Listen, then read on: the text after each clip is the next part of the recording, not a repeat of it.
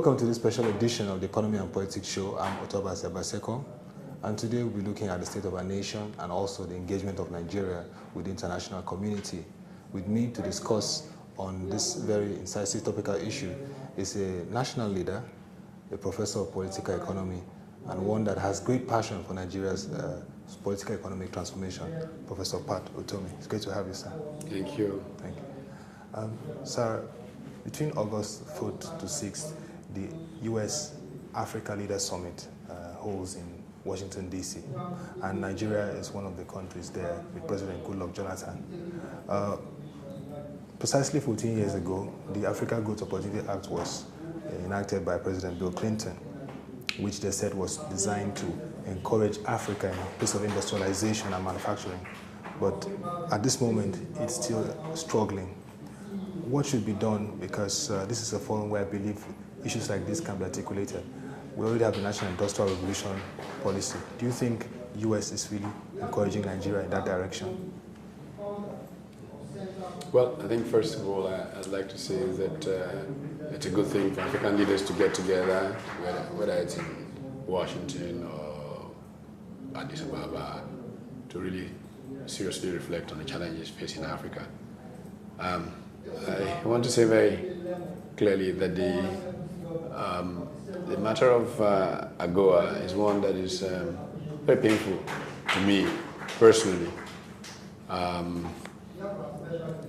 It was a great idea. It was a good initiative given the nature of tariff barriers and the way they shut out some economies from opportunities in some more advanced economies.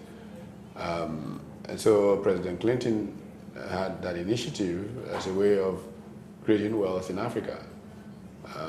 Part of what was expected is that many of the people who are accessing U.S. markets in areas where the access was, overwhelmed, so to speak, because they were doing a lot more than others were doing, that some of the entrepreneurs from those areas would develop partnerships with African entrepreneurs to begin to exploit Africa's factor endowments in entering U.S. markets to create growth, jobs, and all kinds of opportunities in Africa. Some have done much better than others at it.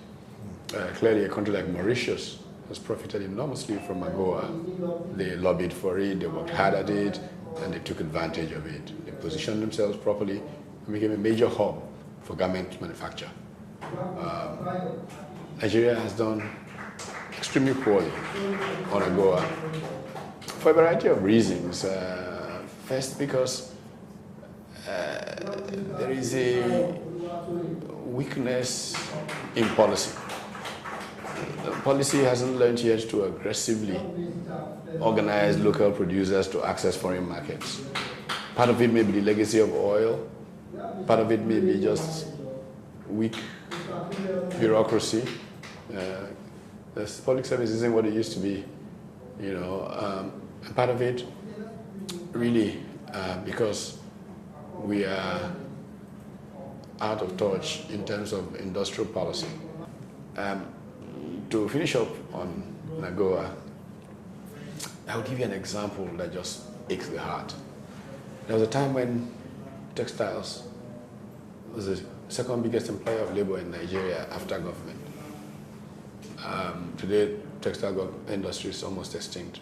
At the time when AGOA came to stimulate opportunity for textile, I must ask, how did we get into deindustrialization before we even industrialize properly?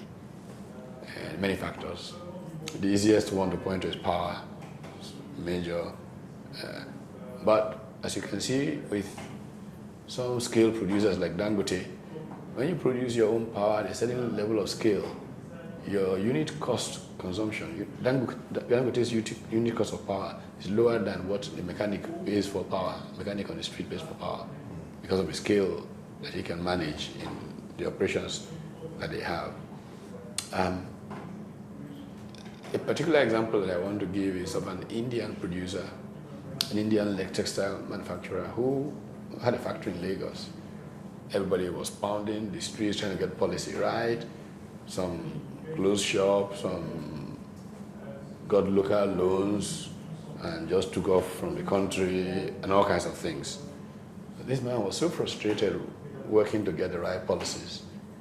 One day he just packed up his equipment and relocated to Nairobi in Kenya. Today, out of Nairobi, his factory produces something like 10,000 jeans a day or something like that for Walmart's worldwide sale. Now, even if they made only 10 cents on each jeans they made for Walmart, just imagine the significance of that for revenues coming into Kenya, for jobs created in Kenya, for that business enterprise itself. These are some of the things we missed out of AGOA.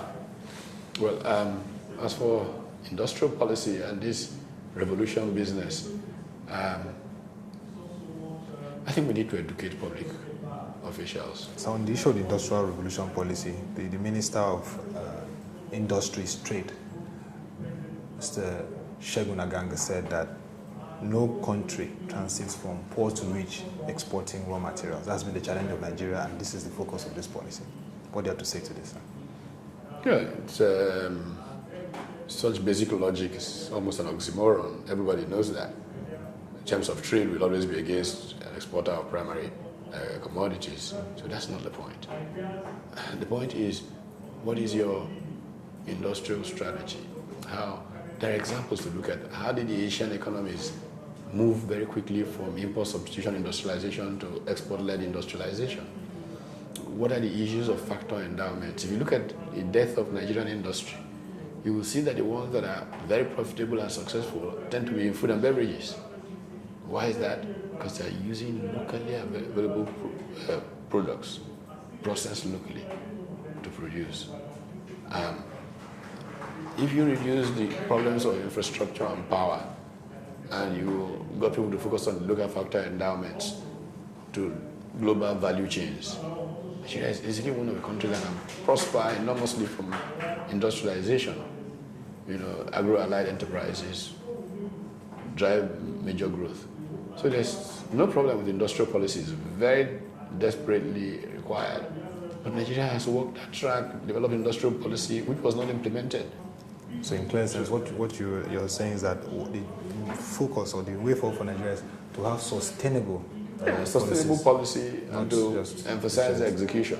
Okay, sir. You know, strategy is easy. It's execution that is key. Okay, sir. And let's look at the state of the nation. We know that the issue of elections, Osun election is coming up, and you are one politician who emphasizes on ideology, articulation, not just campaigning. And the thing we hear now is stomach infrastructure and grassroots. What's your take so far build up to the Osun election? Well, one of my favorite examples of people-based governing is Rauf Aregbesol's approach to governing, that looks at what can create value for the majority of the people. And some of the ideas that he has raised with education, some of the ideas he has raised with local industrialization, some of the ideas on how to implement infrastructure are so aligned to my own ideas that, you know, it's as close as you can get to wholesale endorsement of a candidate. I've even gone as far to say that I wanted to encourage the people of Delta to start a movement, and that the strategy will be called Aregbe times 20, taking what Aregbesola is trying to do to the power of 20, because you can do it much better. In Delta, for example, we can easily create 3 brand new or 4 brand new cities. Not just cities that you are getting money from some oil revenue to build. No. Cities that will grow organically out of industrial parks based on certain factors in those areas. An economy that can be driven by just what farmers are growing to feed children who will be getting free food in school. Because to develop young people, you have to catch them at that very young age. That's when they really learn. Give them the nutrition they require to learn, give them the teaching. So the multipliers that come is that the food you are giving them to give them the nutrients to be able to be effective in learning, which will help everybody eventually, will come from farmers, and you are creating jobs through that. and so on and so forth. So the multipliers are there. When you are people-based, people-focused, you can make the economy more inclusive and drive growth. That's a powerful endorsement for Governor Aregbesola ahead. Now, finally, we look at the issues of terrorism, which also will be discussed in the US-Africa Leaders Summit. Do you see the government doing more in terms of tackling this issue and gaining the trust of Nigerians that they are really, really concerned about our safety? Well, first, I'm glad that there is more cooperation between the countries of the sub-region on the subject, because all of us are going to be victims in the final analysis if we don't deal with this kind of thing. Secondly, I think that every citizen must feel the duty to be part of this process. It's not a matter of them, we, that government, this government, all of us will pay the price if it's not done right. There are certain issues I think should drive a non-partisan approach to a solution, and one of them is something like terrorism. You take a national position on it, and everybody should fall in line with the national position, which they should be part of taking, not that you say, okay, well, the government will take it, because it's emergency, all of you come and just repeat whatever we say. No. We bring everybody to the table. How do we solve this national problem? We determine how we're going to, and everybody must follow that track. Finally, what's your word to the young people? You are a role model to a lot of young people, and looking at the political and social system in the country. I think young people should always realize that there are options, and the options are such that if you take a long-term view of things, you will win out big time than sub-optimizing and trying to win this moment. Instant gratification is one of the biggest problems we have in Nigeria. We need a values-driven environment. Young people should be principle-centered, and they will turn out better in the final analysis. Thank you very much, Prof Pat Utomi, for the time. Pleasure. And that will be all for this edition of the Economy and Politics Show. You can always join us on our social media handles, Twitter, Facebook, for further information and insight. Also log on to www.webtvng.com for further information. Thank you for watching and have a great day.